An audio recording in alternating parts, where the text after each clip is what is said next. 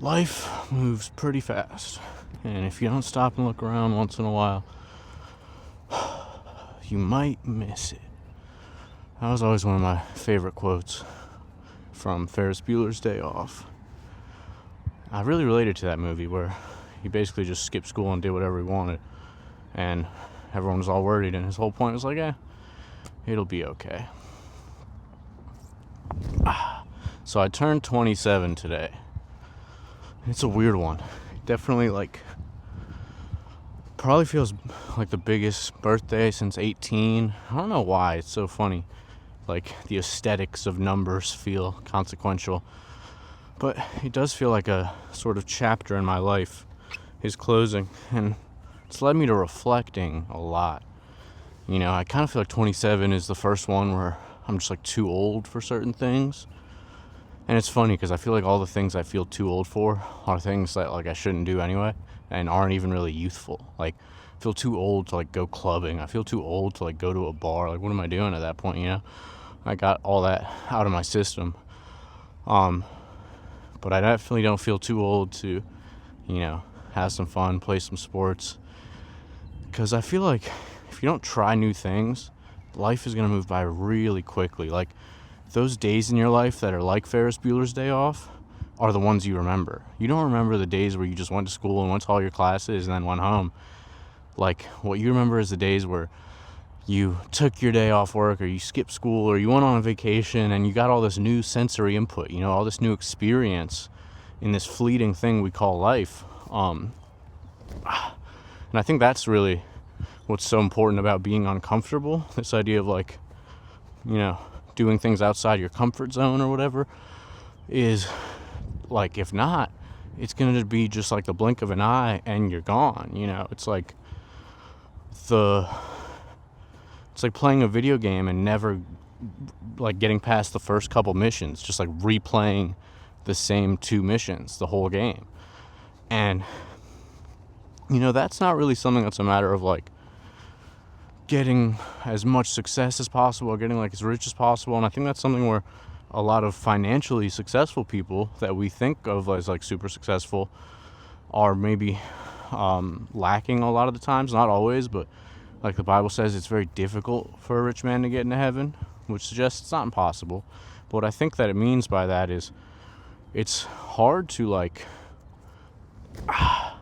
completely max out on the business side of stuff and live a proper life where you do get those Ferris Bueller day offs. You do get, to take some time and just sort of be fun and be free and be a kid again. And I like this idea where I kind of connect this dot here of new sensory input because, I really think it's true. It's you got to break your routine. You got to get outside of your comfort zone in order to allow your body and your brain to properly evolve and properly develop. We're supposed to respond to reality, meaning we're supposed to go through challenges and losses and failure and bad things as a way to recalibrate our understanding. Let's go.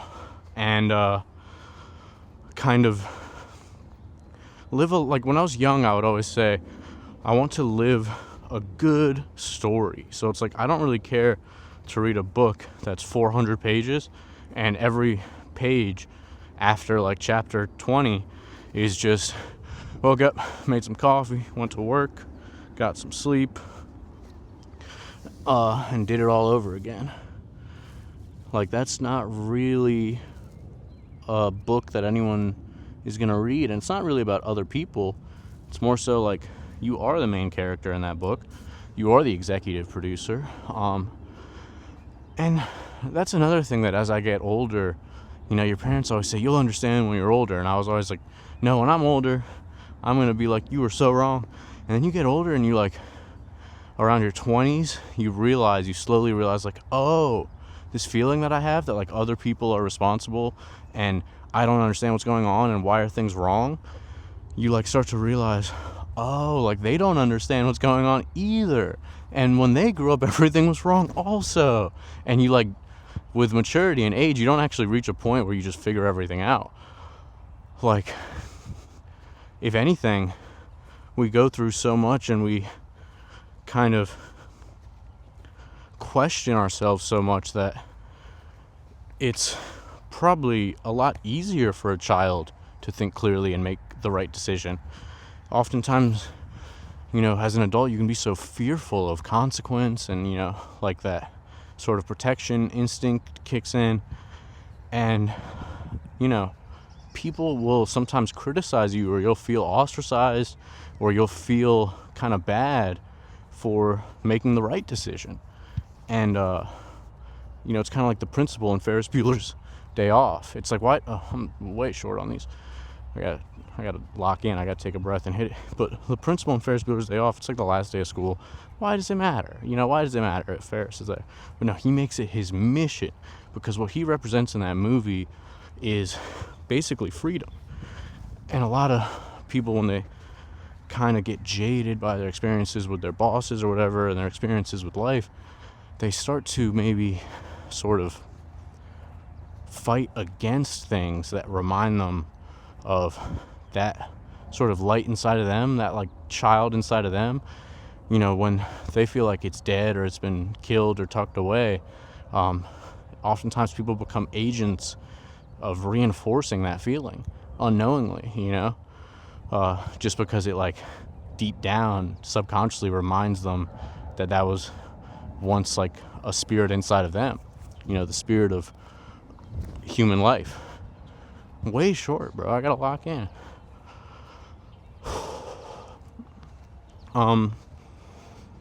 Yeah, 27. It's an interesting one. I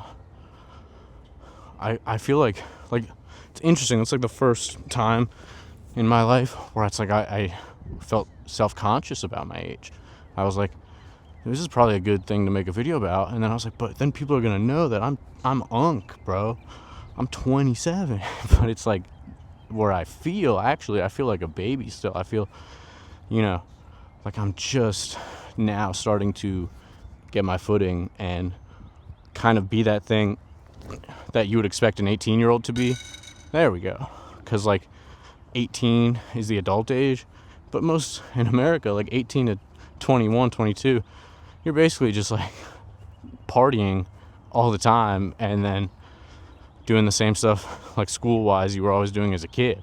So from 18 to 21, I feel like that development is almost like stifled, because there's some great universities, but a lot of just like the regular colleges, like where I went, where I didn't have like the best grades in high school. So even though I'm rather intelligent, I wasn't able to like have an opportunity to exercise that, because we're so into like numbers and test scores. But that being said, I feel like that really stunts. It's like an arrested development that we all culturally share, which is that you don't really get an opportunity to feel responsible for stuff. It's hard, especially if you like want to get a good job, to actually like get that rewarding nature of trial and error, and seeing something come to fruition, and getting an opinion, getting a say, because that was like my favorite thing about when I was working in construction, is it was such a rewarding day's work, because I go there in the morning and we're working on the floors, and by the end of the day you got a beautiful set of floors. It's like you constantly are actually getting real sensory feedback that your work is doing something.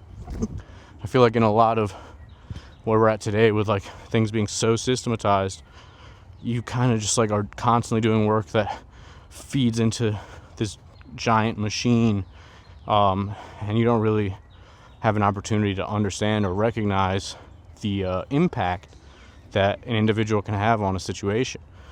And that's, I think, something that's very key to a lot of ambitious people and a lot of the people who actualize themselves and realize that ambition, is the ability to recognize, like I said earlier, the older I get, the more I realize people really don't got any idea what's going on the way you would like a child would expect adults to understand reality.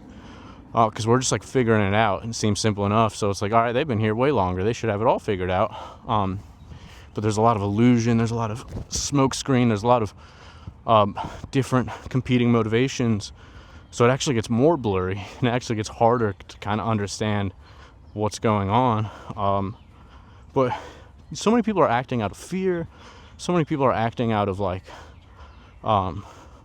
thinking of the word here, but basically it's not quite laziness, but like comfort, where being like comfortable or whatever is like job security. Like, even though I hate my job, I'm getting paid this amount of money, I'm just gonna stay here for 10 years, and 10 years pass me by, and you don't get that maybe like very important sort of relationship to a day's work. But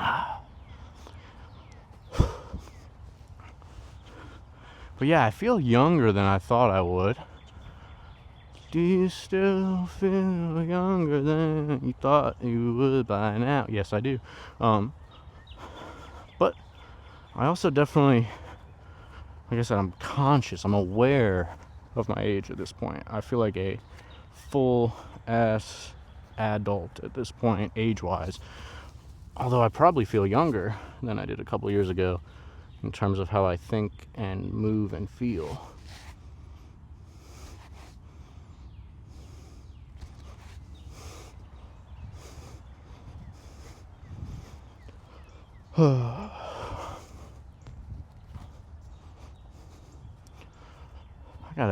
I gotta get a higher success rate on this crossbar shit.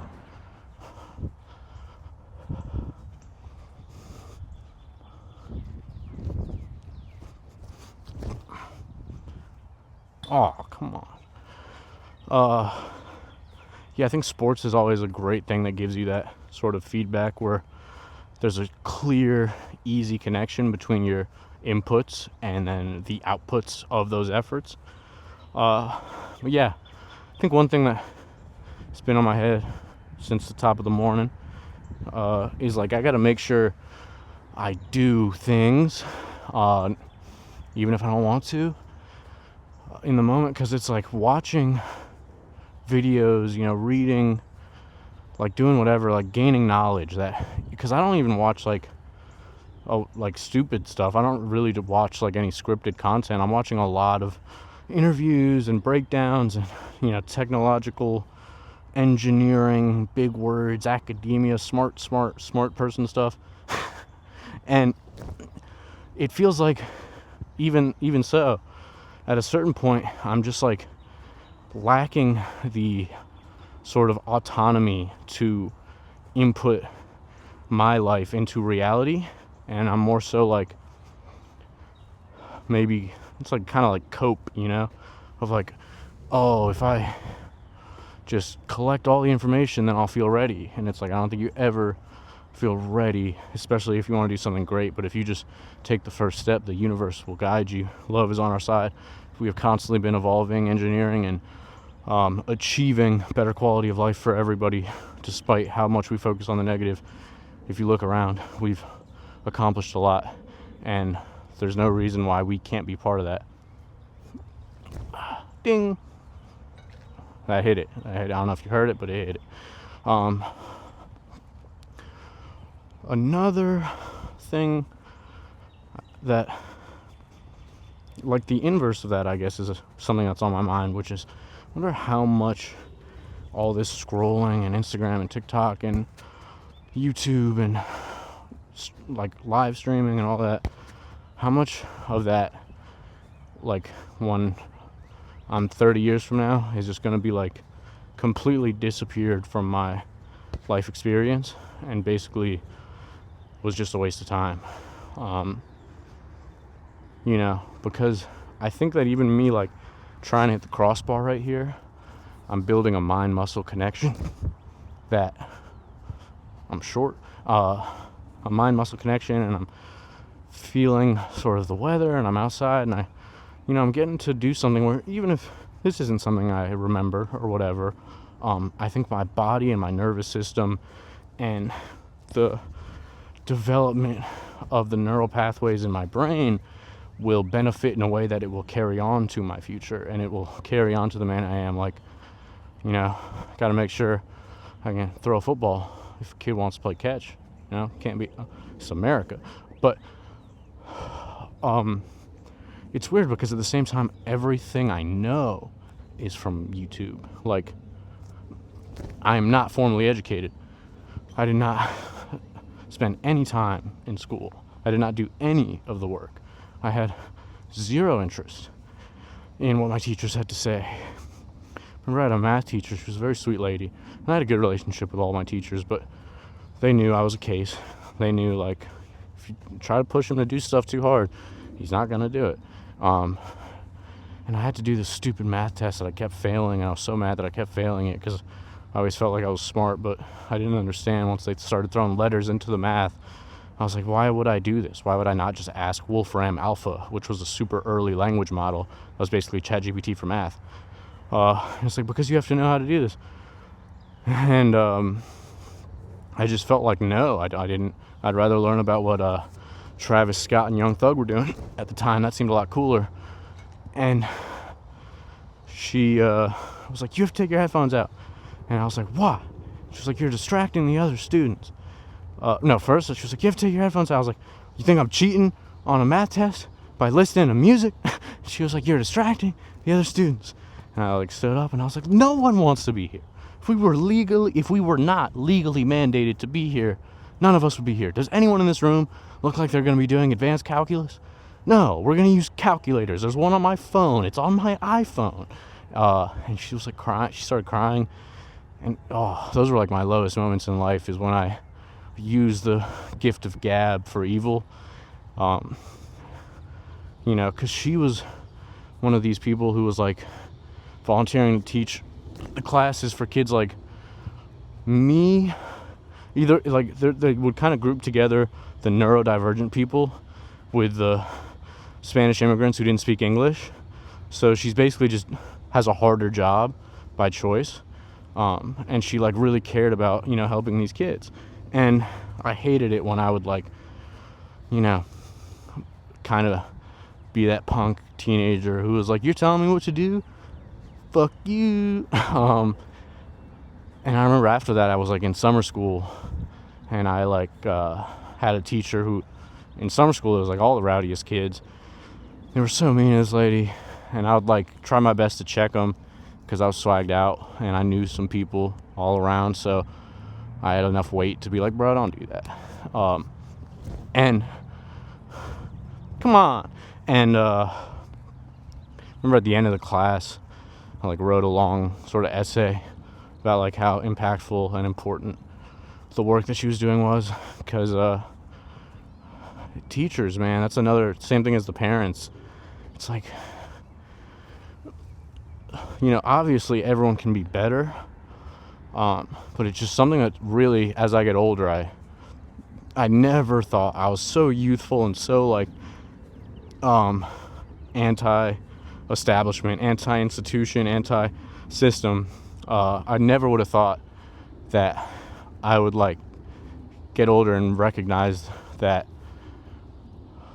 anyone who's doing pretty much any good, it's that's actually way harder than you would expect. Good is not the default. It takes effort. It takes well, it's not even, it's funny, it's like a cycle. Both of the dark energy and light energy, they feed themselves and each other. So if you can start eating crap and just start Ladar, just lie there and rot, and your body will adjust to that and then want to do that. But if you hike every morning like I do, my body craves to get outside. If I see the sun rising, I'm I have to go be outside. What? This is incredible. And there's another version of me at times that sees a box of Oreos and it's what? I can eat this whole thing right now and then immediately fall asleep and then wake up and feel like crap, but then get more Oreos and then feel a sugar high again and then fall back asleep and then just do that for days on end. And then that version of me could care less about the sunrise, because I don't even think he would have the energy to be awake for it, let alone go on a hike. And I guess that's what I mean by they feed each other, you know. And that's where you gotta like find the balance. Like the part of me that wants the Oreos, he'll probably be just fine if I have like some strawberries and some honey and, you know, some natural sugars, which is what it's really craving. But then these systems and institutions capitalize on those feelings and those cravings by, you know, kind of cementing things like Oreos into my consciousness at a young age. So my brain kind of builds a neural connection of like Oreo equals like it's like if you were to find that in the wild, something with that much sugar, it's like, oh, this is a super natural experience. This is like a delicacy. But since we're in capitalism, blah blah blah blah blah blah blah, I eat 40 of them in one sitting because they're scientifically engineered to be addictive. And that's a funny one, how like food is really so much more complex than straightforward how do we eat something. It's like, how do we make this a specific enough taste? How do we manipulate reality to revolve around the Oreo? Thinking of that Pepsi logo document. If you don't know what I'm talking about, it's worth a Google. They built like this entire, you know, philosophical framework and astrological physics around the Pepsi logo. Come on, let's go. Yeah, I don't want to ramble too much. I don't want to go on too long. I hope this shot is coherent and it's not just me out of frame the whole time. There's a deer at the corner, a baby deer, young guy. He seems chill. Probably a young girl, actually. What's up, homie? He seems unbothered. That's chill. I'm sorry we tore down your trees.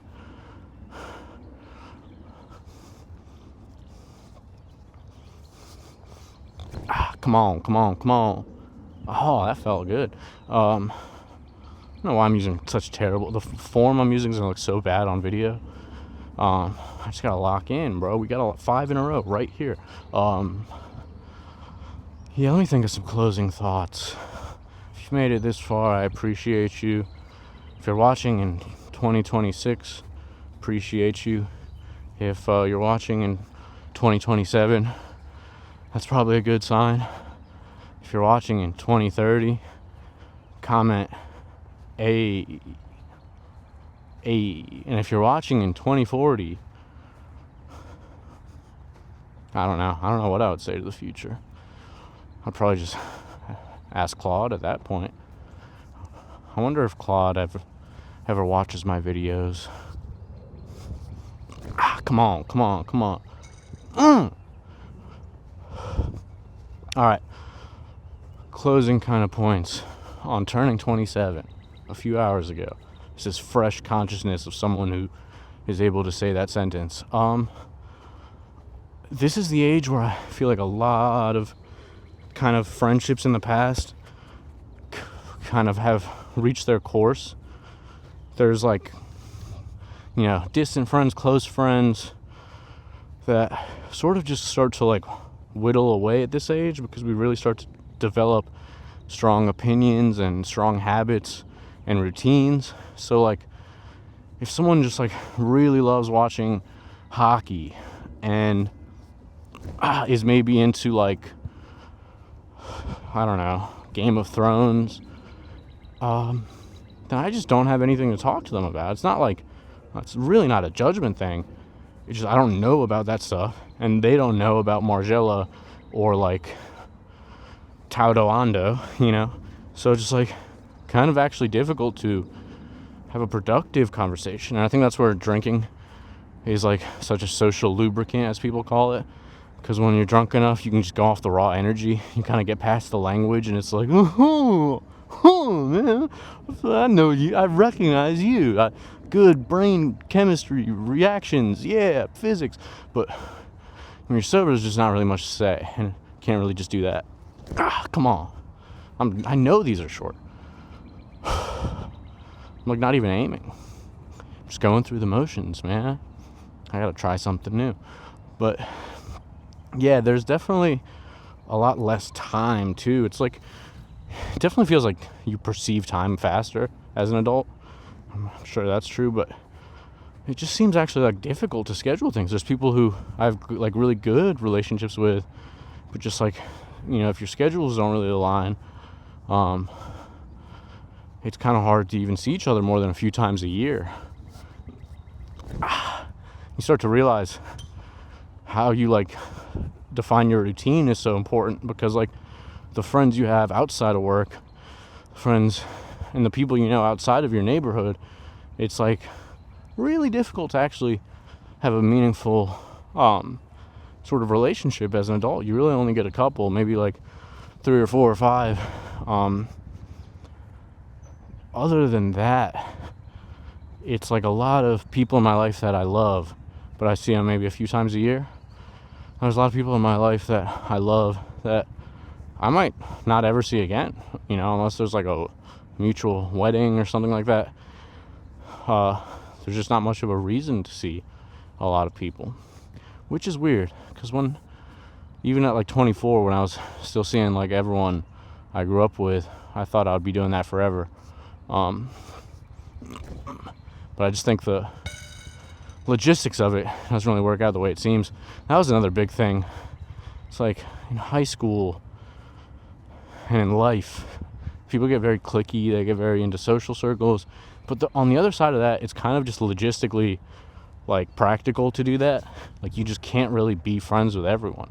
Like a party in a basement with 20 people is like, pretty good time. Party in a basement with like 50 people, it's just a terrible time. Like, it's just way too crowded, way too tight.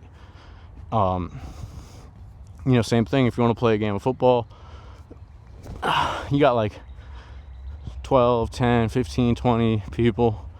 All right, you got like 30, 40 people that just want to go casually go to a field and have some fun. It's like you kind of got to separate into groups. And then that's at that point where it's like, well, if you're really close friends with someone, you're going to want to hang out with them. And I don't think it's like a personal attack against the other person. I do think a lot of people maybe are too cynical or like negative in their imagination of other people, because in my experience as someone who's been in a lot of social groups, it's usually, like I said, a logistics and practicality thing, more so than like people rarely actually have a strong distaste for each other. I think that really just comes down to like aesthetics. Like sometimes you just got like a punk or like an emo group or like a artsy kind of group. They probably don't have much in common with like the jocks, sports people. That's, I think, one of my like favorite kind of things about my life is I've definitely gotten a little bit of all that experience. Like I was, modding video games as a kid. I was playing football and, partying. High school, I was in college. I was a college dropout. I was a freelance creative. I was a construction worker. I was a project man. I've done all these different things and really had a wonderful experience with people. But I've learned a lot along the way too. It's like not all friends are good and not all relationships are beneficial for either party. Like definitely, I think there was a lot of people in my life in high school and maybe college where it was more so about like it was all the wrong reasons. Everyone loved me, but it was all the wrong reasons. It was because like I had that sort of network where I could organize a party, I could get the drugs and alcohol, I could do whatever people needed, and it was kind of like nothing. And I do think that I like that I'm not overly reserved, and I love helping people. I don't necessarily care for like it coming back to me, or like if someone, you know, wants to, you know, get my help for something that they want to do, or a creative thing or whatever, I'm way more interested in the experience than any amount of money they pay me. So it's like, sure, you can throw me a couple $100, but I mean, I'm getting like $500,000 of experience anytime I approach anything. Because I remember when I would record music, one time I was in the studio and everyone just like chilling, vibing out, having a good time. What am I doing? And they were like, what's good? Like, why are you looking like that? And I was like, bro, I'm trying to change my life with every verse, bro. Y'all are sitting here laughing around, goofing off. Like, I did that off the grid rant before Yay of like, no chuckling, no laughing, nothing. All right. And I kind of had, especially at that age, like this real intensity around, you know, it's like, how do I do something today that affects my life? How do I do something right now that changes everything? And unfortunately, that's not how it works. You know, you gotta build a routine. You gotta do it day by day. Like with the chess analogy, I said I keep hanging my queen. Like I can get him in check, but immediately, you know, try to win, and then you just like, whoop, you're screwed.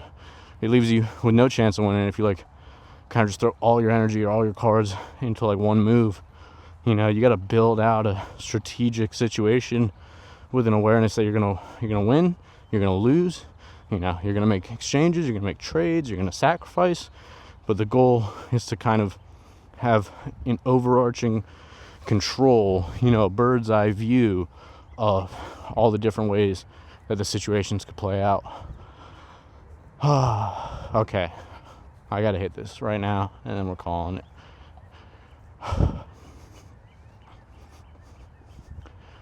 It's so important for me to try to play sports at this age, because I know that every day, every year, it's going to be harder to do. So even if I don't feel as limber as I once was, it's worth it. You know, it's like I said earlier, the things feed themselves and each other. So doing this definitely better than sitting and watching a bunch of random crap. And this stuff can also be productive too. Like I'll try to be productive by just constantly editing, constantly, you know, developing websites, constantly doing that stuff. And it's like, well, your sensory input's all off. Like you don't, you know, it's hard to fill from an empty cup. Come on. And the ball's a little flat. My thumb's a little jammed. Excuses. There's no reason you're not hitting. I thought this would go a lot better. I was like, I'm feeling lucky. I'm gonna like get 40 crossbars in a row. And I've been so focused on talking, I actually have no idea how this has gone. Form probably looks terrible, but yeah, I guess final notes. I said that 20 minutes ago. Final notes on being 27.